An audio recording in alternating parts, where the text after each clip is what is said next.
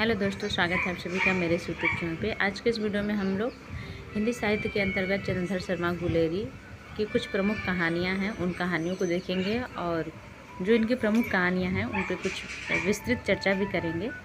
बहुत लंबा वीडियो नहीं बनाना है, शॉर्ट में ही करेंगे हम लोग। तो अब शुरू करते हैं बिना देरी के।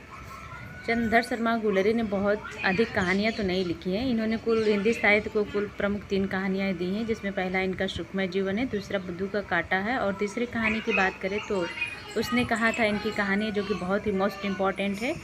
इसमें उसने कहा था सबसे प्रसिद्ध और हिंदी साहित्य की श्रेष्ठ कहानियों में इनकी जो कहानी है उसने कहा था 3rd नंबर पर श्रेष्ठ कहानियों के अंतर्गत गिनी जाती है। चंद्रधर शर्मा गुलेरी हिंदी साहित्य के प्रसिद्ध लेखक थे। उनकी सबसे प्रसिद्ध कहानी की बात करें तो उसने कहा था इनकी जो कहानी है सबसे प्रसिद्ध है इनकी तीनों कहानियों में।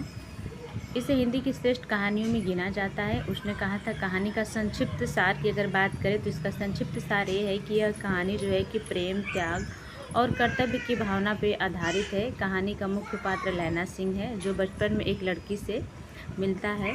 लड़की उससे पूछती है तू मेरे लिए क्या कर सकता है।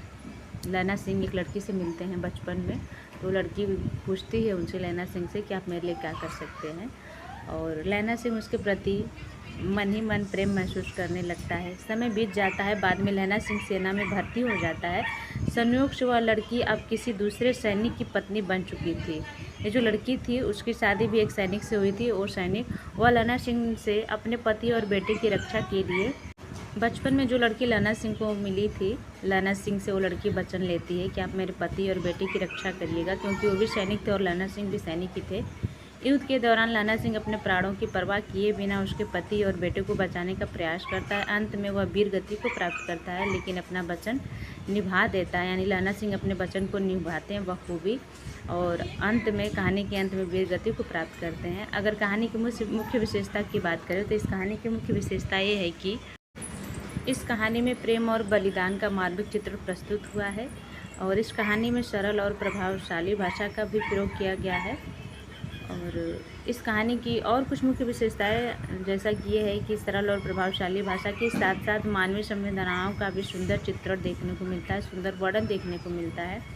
हिंदी कहानी साहित्य की अमर रचना, उसने कहा था यह रचना है, अमर रचना मानी जाती है। बहुत ही महत्वपूर्ण ये कहानी है। तो 60 में वीडियो है, 60 में था, संक्षिप्त सार था। अगर आप लोग इसको कभी टाइम मिले तो इसको पूरा पढ़िएगा, बहुत ही अच्छी है कहानी गुलेरी जी की।